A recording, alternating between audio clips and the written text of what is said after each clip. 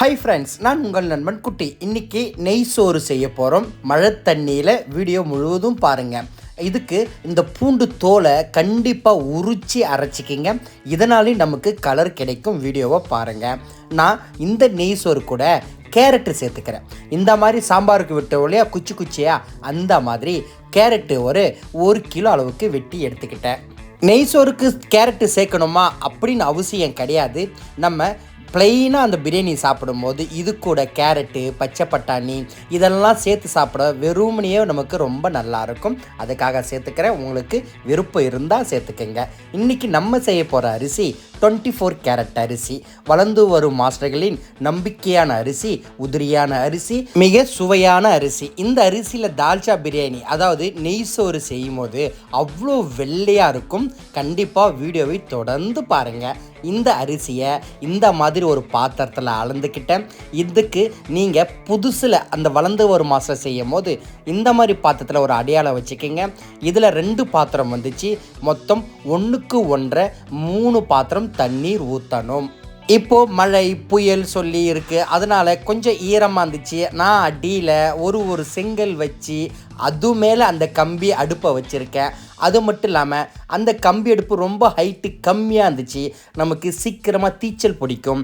அதை கொஞ்சம் ஹைட்டு ஏற்றி வச்சு செய்யும் போது நமக்கு ஒரு சேஃப்டியாக செய்கிற மாதிரி இருக்கும். இங்கே நம்ம செய்ய போகிற பிரியாணி 25 கிலோ அரிசி, ஒரே தம் பிரியாணி. வளர்ந்து வரும் மாஸ்டர் உங்களுக்காக தான் இந்த வீடியோ. இந்த அண்ணன் வீட்டில் தான் இன்றைக்கி நலங்கு. அதுக்கு 30 கிலோ நெய் சோறு, சிக்கன் கிரேவி. இதுக்கு என்னென்ன தேவைன்னு பார்க்கலாம். 5 லிட்டர் எண்ணெய், 1/2 கிலோ டால்டா. உங்களுக்கு தேவைன்னா சேர்த்துக்குங்க. நெய் சோறுக்கு டால்டா கொஞ்சமாக சேர்க்கும் போது கொஞ்சம் சாஃப்டாக இருக்கும், சாதம் ஆறி போனாலும். 1 லிட்டர் நெய். நீங்கள் 1.5-2 லிட்டர் நெய் கூட ஊற்றிக்கலாம். இங்கே நான் 1 லிட்டர் நெய் தான் சேர்த்துக்கிறேன். பட்டை, கிராம்பு, ஏலக்காய். பட்டை 80 கிராம், ஏலக்காய் 60 கிராம், கிராம்பு 40 கிராம், மீதி அனைத்தும் 25 கிராம் அளவு சேர்த்துக்கிட்டேன். கண்டிப்பாக வெஜிடபிள் பிரியாணி, புலவு, நெய் சோறு இதெல்லாம் செய்யும் போது பிரெஞ்சு இலை சேர்த்துக்குங்க. நல்ல மனம் கிடைக்கும். பிரெஞ்சு இலை 20 கிராம் சேர்த்துக்கிட்டேன். பச்சை மிளகா. இந்த நெய் சோறுக்கு காரமே பச்சை மிளகா தான். எவ்வளோ சேர்க்குறேன்னு வீடியோவில் சொல்கிறேன். உப்பு. இந்த 25 கிலோ பிரியாணி செய்யும் போது 1 பாக்கெட் உப்பு போட்டு உப்பு பதம் பார்க்காமலே தம் போட்டு பாருங்களேன். அப்படியே சூப்பராக இருக்கும், கரெக்டாக இருக்கும். மீதி விளக்கம் வீடியோவில் சொல்கிறேன். இதுக்கு தேவையான வெங்காயம், தக்காளி, அதாவது நெய் சோறு செய்கிறதுக்கு 1 கிலோவுக்கு 300 கிராம் அளவு எடுத்துக்குங்க. நீங்கள் இந்த தக்காளி இந்த மாதிரி ஷேப்பில் தான் வெட்டணும். ஏன்னா குழையக்கூடாது. அப்படியே எங்கே சேர்க்குறோம் பாருங்கள். இதனால தான் நமக்கு இந்த பிரியாணி நெய் சோறில் அதிக கலர் கிடைக்கிது. பூண்டு தோலை உரித்து எவ்வளோ சூப்பராக அரைச்சி வச்சுருக்கேன் பாருங்கள். அப்புறம் இஞ்சியும் மேத்தோலை சீவிட்டு அரைச்சி எடுத்திங்கன்னா கலரும் மாறாது, நமக்கு கசப்பும் வராது. இந்த பச்சை பட்டாணி நைட்டே ஊற வச்சு 8 மணி நேரத்துக்கு மேலே ஊறினா தான் நல்ல ஒரு பஃபியாக வெந்து சாப்பிட நமக்கு நல்லாயிருக்கும். கேரட்டு இங்கே டைம் இல்லாதனால கொஞ்சம் ரவுண்டாக வெட்டி வச்சுக்கிட்டேன். இப்போ வாங்க அடுப்பு பற்ற வச்சு நம்ம பிரியாணி செய்யலாம். ஆனால் இங்கே மழை வரப்போகுது. காலையில் 8 மணிக்கெல்லாம் மழைன்னு சொல்லிட்டாங்க. அதனால் 5:30 மணி போலலாம் வந்து டக்குன்னு ரெடி பண்ணி அடுப்பு பற்ற வச்சாச்சு. வீடியோவை கண்டிப்பாக பாருங்கள். அதுவும் மழை தண்ணியில் பிரியாணின்னு சொல்லியிருக்கேன். ரொம்ப ருசியாக இருந்துச்சு. கண்டிப்பாக நீங்கள் வீடியோவை கண்டிப்பாக பார்க்கணும். இப்போது நல்ல விறகை எரிய வச்சுட்டேன். ஏன்னா மழை வரப்போது சொன்னாங்களே, உடனே நமக்கு வேலை முடியணும். அப்படியே மழை வந்துட்டால் கூட அந்த விறகு அணியாத அளவுக்கு நமக்கு கந்து நெருப்பு இருக்கணும்னு சொல்லி நான் அடுப்பு நல்ல வேகமாக எரிய வச்சு அந்த 1/2 கிலோ டால்டாவை வட்டாவில் சேர்த்துக்கிறேன். நான் திரும்பவும் சொல்கிறேன், டால்டா சேர்ப்பது உங்கள் விருப்பம்தான். இப்போது வெங்காயம் வதக்கிறதுக்கு 1/2 லிட்டர் நெய் மட்டும் சேர்த்துக்கிறேன். மீதி நெய் நம்ம ஸ்டைல் ஸ்மோக் தம் பிரியாணி கடைசியாக முந்திரி பருப்பு போட்டு செய்வோம் இல்லையா, அந்த மாதிரி செய்ய போகிறோம். வீடியோவை கடைசியும் பாருங்கள், தொடர்ந்தும் பாருங்கள், சரிங்களா? இப்போது நெய்யை ஊற்றிட்டு இதில் 5 லிட்டர் எண்ணெய், மிதமான சூடு, அதாவது பட்டை, கிராம்பு, ஏலக்காய் போடும்போது கண்டிப்பாக அதோட கலரும் மாறக்கூடாது, தீஞ்சு போன மாதிரியும் வரக்கூடாது. அப்படி வந்துருச்சுன்னா உங்களுக்கு பிரியாணியில் அந்த ஃப்ளேவரும் கிடைக்காது, சாப்பிடவும் நல்லா இருக்காது. அதனால் மிதமான சூட்டில் பட்டை, ஏலக்காய், கிராம்பு, அன்னாச்சி, மராட்டி, பிரெஞ்சு எல்லாம் சேர்த்து அப்படியே வதங்கி அது கூட நம்ம பச்சை மிளகா சேர்த்துக்கணும். இந்த நெய் சோறுக்கு காரமே பச்சை மிளகா தான். நான் 25 கிலோவுக்கு 3/4 கிலோ பச்சை மிளகா சேர்த்துட்டேன். நல்ல காரமான பச்சை மிளகா. உங்களுக்கு காரம் கம்மியாக இருக்கிற மிளகாயாக இருந்தால் 1 கிலோ கூட சேர்த்துக்குங்க.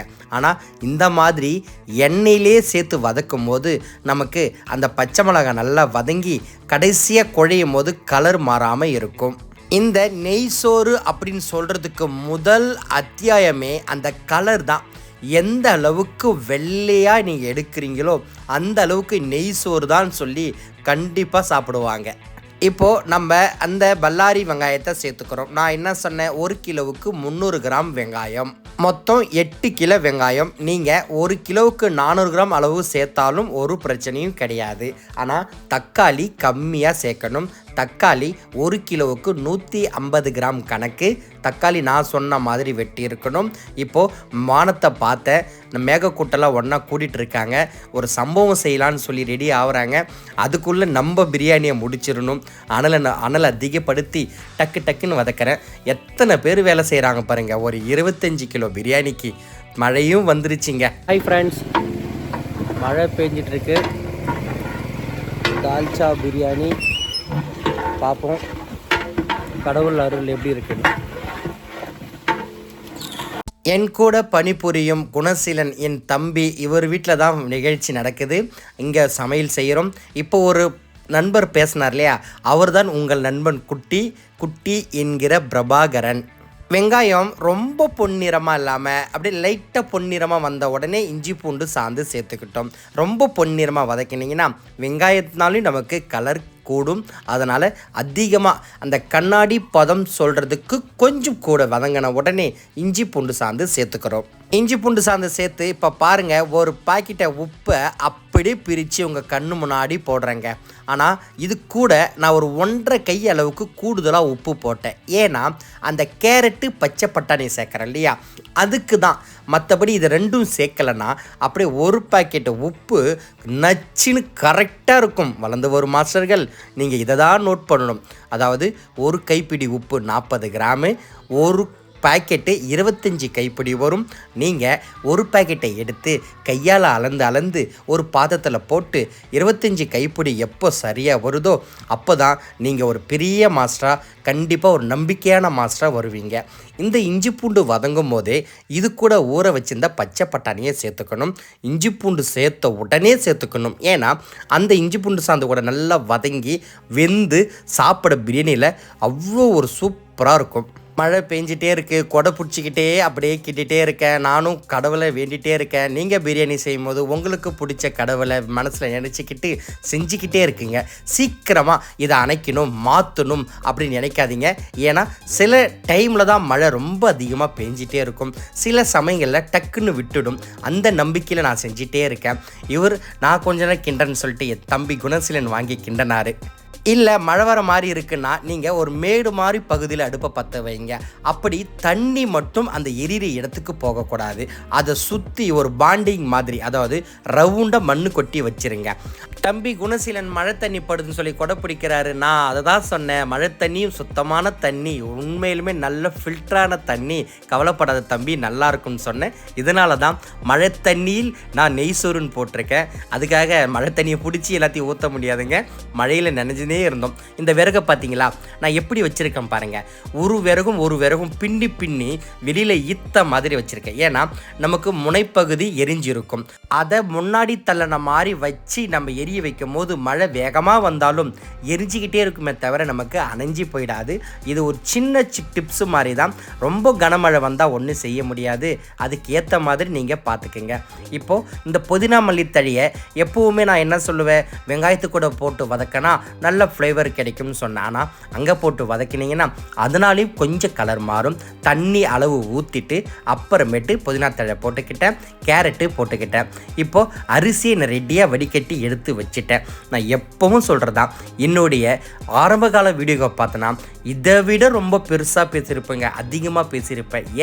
ஏன் அப்படின்னா வளர்ந்து வரும் மாஸ்டர், நீங்கள் இந்த அளவு, இந்த செய்முறை, இதை விட ஃபிசிக்கலான வேலை, அதாவது நம் செய்யும் இந்த ப்ராக்டிக்கல், அந்த நேரடியான வேலையினால் மட்டும்தான் ஒரு தவறே இல்லாமல் முழுமையான பிரியாணியை உருவாக்க முடியும். இந்த தக்காளி பார்த்தீங்களா, அளவு தண்ணி ஊற்றி கொதி வந்த பிறகு தக்காளியை சேர்த்துக்கிறேன். ஏன்னா தக்காளி குழையக்கூடாது, தக்காளி குறைவாக சேர்த்துக்கணும், தக்காளியை பெருசாக வெட்டிக்கணும்.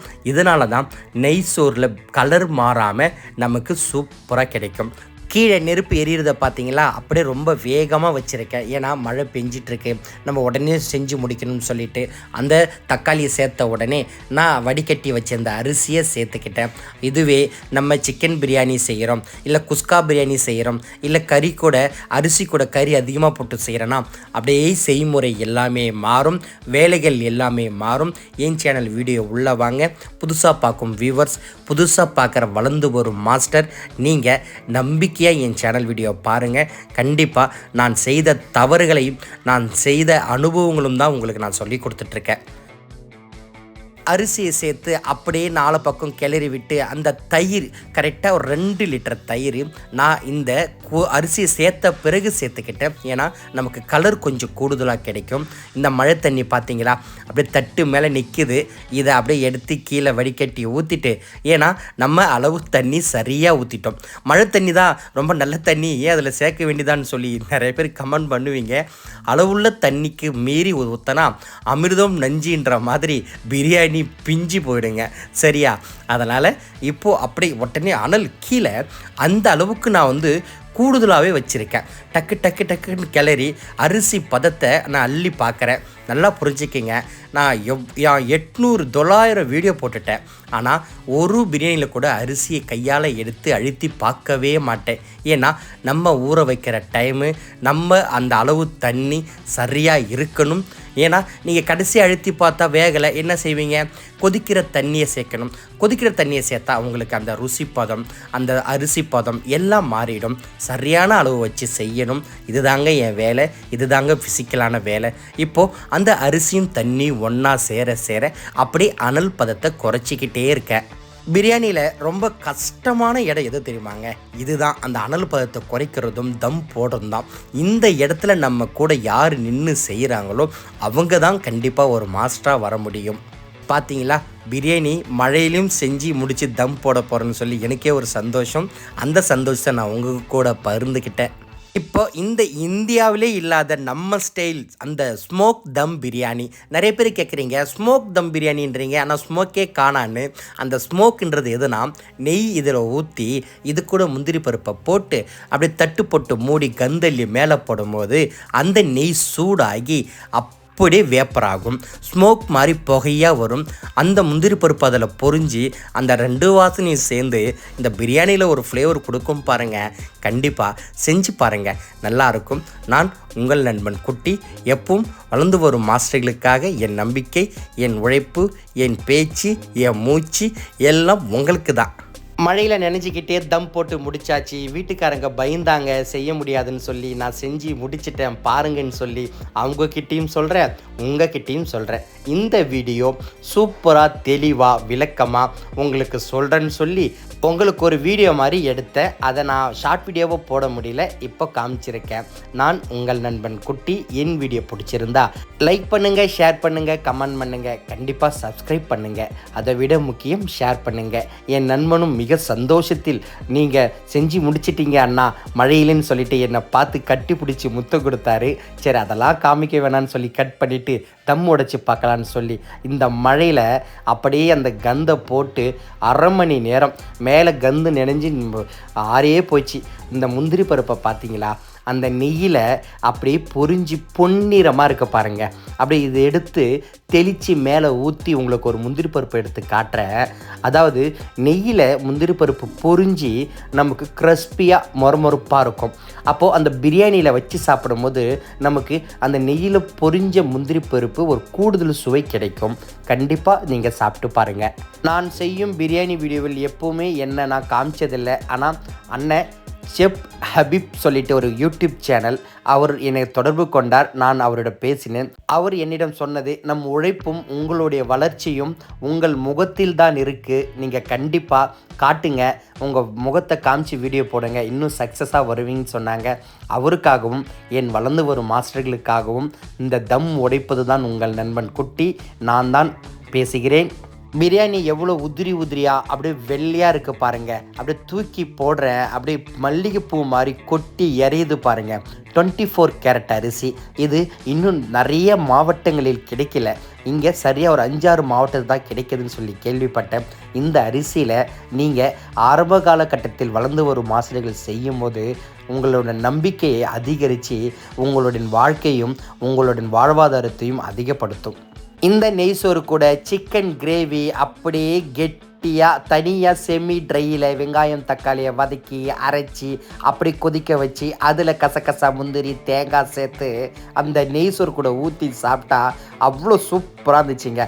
ஆனால் நீங்கள் தால்ச்சா ஊற்றி சாப்பிட்டா தாங்க நெய் சோறு பயங்கரமாக இருக்கும். அந்த தால்ச்சா செய்முறை வீடியோ என் சேனலில் நிறைய போட்டிருக்கேன். கம்மி அளவில் அதிக அளவில் கண்டிப்பாக அது இப்படி பார்த்தும் செஞ்சு சாப்பிடுங்க. என் வீடியோ பிடிச்சிருந்தா திரும்பவும் சொல்கிறேன், நீங்கள் சப்ஸ்கிரைப் பண்ணட்டான்னு பரவாயில்ல, ஷேர் பண்ணுங்கள். நன்றி.